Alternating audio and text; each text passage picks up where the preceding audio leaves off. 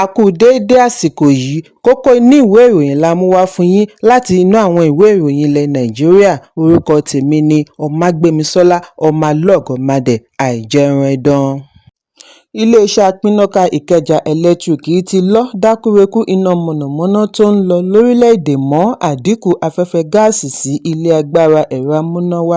Nínú àtẹ̀jíṣẹ́ tí wọ́n fi léde lórí ẹ̀rọ abánidọ́rẹ̀ẹ́ X lánàá ní iléeṣẹ́ apínnáká yìí ti ní ìṣẹ̀lẹ̀ yìí ní ipa tí ó pọ̀ lára ẹ̀rọ amúnáwá orílẹ̀-èdè National Grid.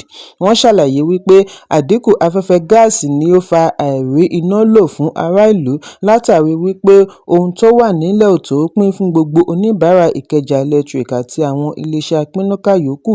Iléeṣẹ́ kábàámọ̀ lórí ipa tí èyí ti ní lára oníbàárà bí wọ́n ti mọ rírì sùúrù wọn àti ìfaradà lásìkò yìí. Ìkẹjà Electric wá fi dá oníbàárà lójú àfojúsùn wọn àti pín rẹ̀ láre lórí ìwọ̀nba agbára tí ó wà nílẹ̀.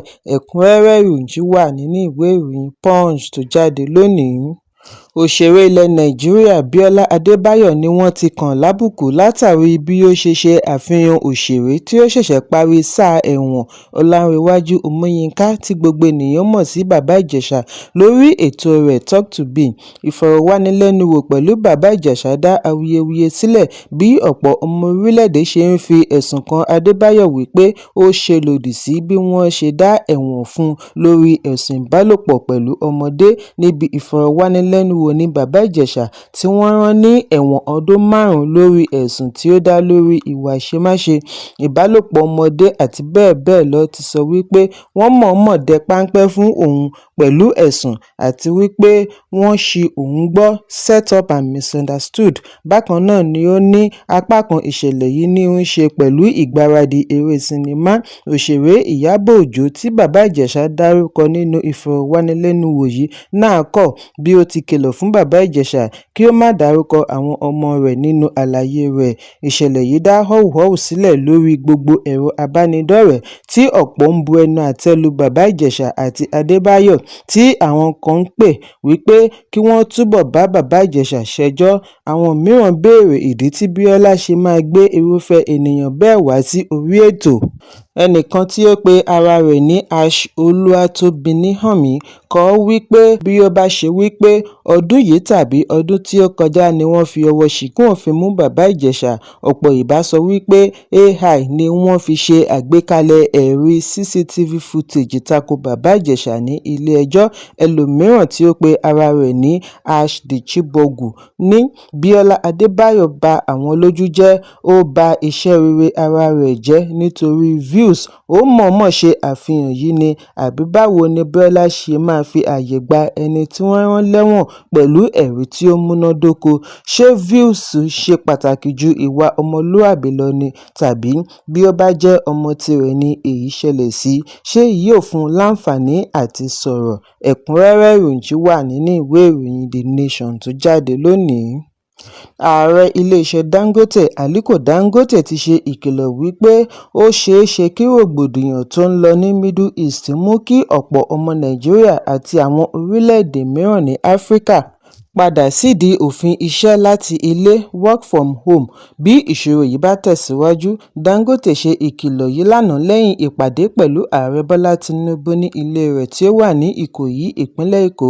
Dangote fi ẹ̀hónú rẹ̀ hàn lórí ràbàràbà tí ọ̀rọ̀ epo ti dá sílẹ̀ lórí ọrọ̀ ajé ilẹ̀ Áfíríkà nítorí fẹ̀ẹ̀kàntẹ́lẹ̀ kò sí àjẹṣẹ́kù ní ilẹ̀ Áfíríkà. Ọ̀pọ̀ ló ń ṣẹ̀ṣẹ̀ jáde lọ wá iṣẹ́ ṣe kí wọ́n tó lè rí oúnjẹ òòjọ́ jẹ. Bí wọn ò ṣe, wọn ò lè jẹ lọ́pọ̀ ń bá kiri.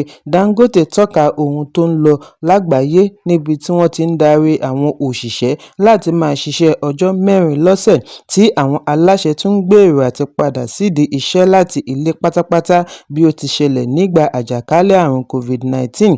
Dangote ṣe ìkìlọ̀ wípé ará Áfíríkà ló máa ń jẹ ìyà àìmọ̀dí jùlọ lórí rògbòdìyàn tí wọn kò mọwọ́ tàbí mẹsẹ̀. Ó wá pè fún àdúrà àgbájọwọ́ àti ìgbésẹ̀ lágbàáyé láti tètè yanjú rògbòdìyàn kí ó wá sópin, ṣùgbọ́n ó ní ó jẹ́ ojúṣe gbogbo ènìyàn láti gba àdúrà kí rògbòdìyàn wá sópin. Nígbà tí ó ń sọ̀rọ̀ lórí àbẹ̀wò ààrẹ sí ilẹ̀ United Kingdom, Dangote fi ìgboyà rẹ̀ hàn wípé èyí yóò mú àlékún bá okòòwò fún Nàìjíríà.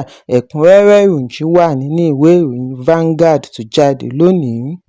Gómìnà ìpínlẹ̀ Nasarawa Abdullahi Sule ti da ẹgbẹ́ òṣèlú African Democratic Congress (ADC) nù gẹ́gẹ́ bí ohun èlò ìdúkokò síwájú ìdìbò gbogbogbò ọdún 2027. Gómìnà ṣe àríyànjiyàn wípé ẹgbẹ́ tó ń ṣèlú lọ́wọ́ All Progressives Congress (APC) ò nílò àti máa bẹ̀rù ìdúkokò láti ẹgbẹ́ alátakò tí kò dá ní iye ìpínlẹ̀ kan ṣoṣo lórílẹ̀-èdè. Sule sọ ọ̀rọ̀ yìí níbi ìfọ̀rọ̀wánilẹ́nuwò orí ẹ̀rọ amóhùnmáwòrán Channels lánàá, níbi tí ó ti fi àtìlẹ́yìn rẹ̀ tó gbópọn hàn sí ìdásílẹ̀ ọlọ́pàá ìpínlẹ̀ gẹ́gẹ́ bí ọ̀nà kan gbòógì sí ojútùú ìṣòro àdàlúrú àti báńdíìtì tó ń da orílẹ̀-èdè láàmú. Nígbà tí ó ń fèsì lórí bí ẹgbẹ́ ADC ṣe túbọ̀ ń gòkè àgbà sí i láàrin àwọn ẹgbẹ́ alátakò síwájú ọdún 2027, gómìnà ṣe àpèjúwe wọn ní ọ̀rọ̀ àsọtúnsọ. Ó ní wọ́n ti fìgbà kan rí sọ wípé PDP ní ẹgbẹ́ alátakò tí ó lágbára jù láti tako APC. Ní báyìí, wọ́n ti ń pè é ní ADC. Gbólóhùn yìí kan náà ni àwọn ń gbọ́ ní gbogbo ìgbà, ṣùgbọ́n kò sí ìṣòro pẹ̀lú APC. Ẹgbẹ́ tó ń darí ìpínlẹ̀ 29 kò lè bẹ̀rù ẹgbẹ́ tí kò rí ìpínlẹ̀ kan ṣoṣo darí. Lórí ètò ààbò tí ó jẹ́ ọ̀kan lára ìpolongo tí ADC ń lò tako ìṣèjọba Tinubu, Sule gbà wípé lótìítọ́ ni ìṣòro yìí pọ̀, ṣùgbọ́n fi ìgboyà rẹ̀ hàn lórí ìdásílẹ̀ ọlọ́pàá ìpínlẹ̀ gẹ́gẹ́ bí ọ̀nà kan gbòógì láti fi ṣẹ́gun rògbòdìyàn. Gómìnà ṣe àfihàn wípé níbi ìpàdé NEC tí ó wáyé láìpẹ́, ọ̀pọ̀lọpọ̀ àwọn gómìnà ni wọ́n bu ọwọ́ lu ìdásílẹ̀ ọlọ́pàá ìpínlẹ̀. Àwọn 35 nínú 37, 35 out of 37, ni wọ́n bu ọwọ́ lu òfin ìdásílẹ̀ ọlọ́pàá ìpínlẹ̀. Ẹ̀kúnrẹ́rẹ́ ìròyìn wà nínú ìwé ìròyìn Vanguard tó jáde lónìí. Àwọn ẹ̀ṣọ́ tí wọ́n dì hámọ́ra ogun ni wọ́n dúró wámúwámú sí ọgbà ilé-ẹjọ́ lówùúrọ̀ òní ọjọ́ Ìṣẹ́gun bí wọ́n ṣe fi ojú gómìnà àná fún ìpínlẹ̀ Kaduna Nasir El-Rufai ba ilé-ẹjọ́ gíga ìlú Kaduna lórí ẹ̀sùn tó ní í ṣe pẹ̀lú ìwà àjẹbánu. Pẹ̀lú ọkọ̀ Hilux ni wọ́n gbé El-Rufai dé láàrin aago 9 òwúrọ̀. Ó sì dúró sínú ọkọ̀ yìí fún 30 ìṣẹ́jú kí wọ́n tó sìn wọ yàrá ilé-ẹjọ́. El-Rufai tí ó wọ bàbáńrígà aláwọ̀ ewé pẹ̀lú fìlà ni àwọn ẹ̀ṣọ́ tí wọ́n dì hámọ́ra ogun dúró tì bí àjọ tó ń gbógun ti ìwà àjẹbánu ICPC àti àjọ ọ̀tẹlẹ̀múyẹ́ DSS ṣe rọ̀gbà yí ká nínú yàrá ilé-ẹjọ́. Àwọn akọ̀ròyìn tí wọ́n ti dé sí àyíká ilé-ẹjọ́ láti aago 7 òwúrọ̀ ni àjọ DSS kò fún láǹfààní àti wọ inú ilé-ẹjọ́ tí ó wà ní Nigerian Defence Academy. Lára ikọ̀ ẹ̀ṣọ́ aláàbò wọ̀nyí láti rí DSS, ọlọ́pàá, Mobile Police Force àti NSCDC. Ẹ̀kúnrẹ́rẹ́ ìròyìn wà nínú ìwé ìròyìn Punch tó jáde lónìí. Àjọ tó ń gbógun ti ìwà ìbàjẹ́ àti ìṣòwò ìlú kúmọkùmọ EFCC ti bẹ̀rẹ̀ ìgbésẹ̀ lónìí láti gba ìṣàkóso ilé Attorney General of the Federation àná Abubakar Malami tí ó wà ní Maitama, ìlú Àbújá. Ikọ̀ EFCC tí Fọlárìn Dáre darí dé pẹ̀lú ọkọ̀ akérò 5 pẹ̀lú ìhámọ́ra ogun ni wọ́n fi dí gbogbo ojúnà tí ó yọrí sí ibi ilé yìí wà. Gbogbo akitiyan àti wọ inú ọgbà ilé yìí ni ó já sí pàbó bí ikọ̀ EFCC ṣe dí gbogbo ọ̀nà àbáwọlé. Ìgbésẹ̀ yìí ni a gbọ́ wípé ó ní í ṣe pẹ̀lú ìwádìí ẹ̀sùn màgòmágó owó tó ń lọ lọ́wọ́. Ẹ̀kúnrẹ́rẹ́ ìròyìn wà nínú ìwé ìròyìn The Nation tó jáde lónìí. Olórin Afrobeat David Adeleke tí gbogbo ènìyàn mọ̀ sí Davido ti ṣàlàyé lórí iṣẹ́ rẹ̀ àti ọjọ́ iwájú.